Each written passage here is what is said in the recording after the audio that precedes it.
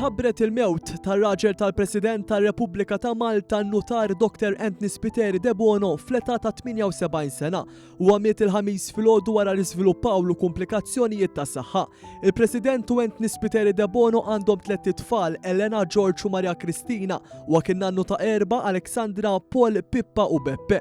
Fi-stqarrija l-ħabta tal-11 tal-ħamis filgħodu l-uffiċċju tal-President ħabbar il-mewt ta' Dr. Spiteri Debono u saħaq li f'dan il-mument diffiċli l-uffiċċju tal-Presidenza jitlob li tiġi rispettata l-privatezza tal-familja.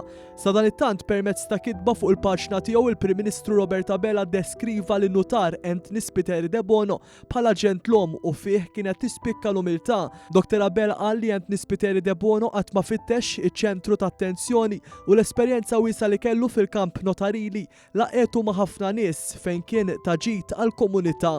Tenna li fil-ħajja pubblika kien bniedem ta' ftit kliem iżda ta' appoġġ kbir speċjalment għal martu u l-familja.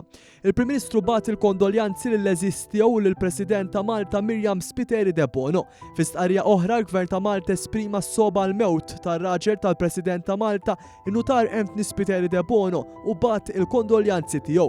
L-Speaker tal-Kamra tar-Rappreżentanti Dr. Farrugia fisem il-Parlament Malti wkoll esprima s-soba tiegħu. L-Speaker qal li l-pajjiż bħalissa qed jibki telfa ta' raġel ġentlom u offra it-talb tiegħu għall-President u l-familja tagħha.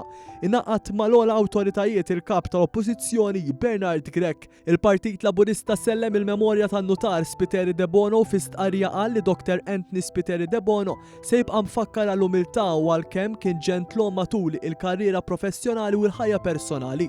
Il-Partit Laburista tal-kondoljanzi l-Eċċellenza tagħha l-President ta' Malta u l-familja Spiteri Debono. Il-Knisja f'Malta għawdex ngħaqdu wkoll max-xita ta' kondoljanzi.